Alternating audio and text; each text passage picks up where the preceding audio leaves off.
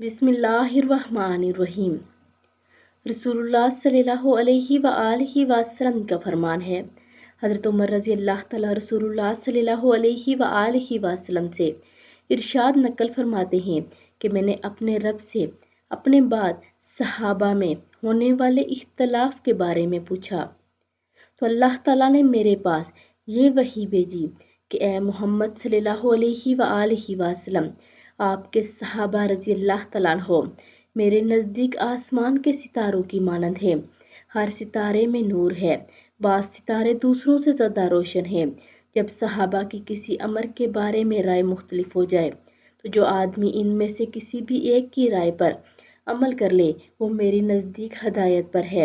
اور آپ نے فرمایا، میرے صحابہ ستاروں کی مانند ہیں، جن کے بھی اقتداء کرو گے ہدایت پاؤ گے۔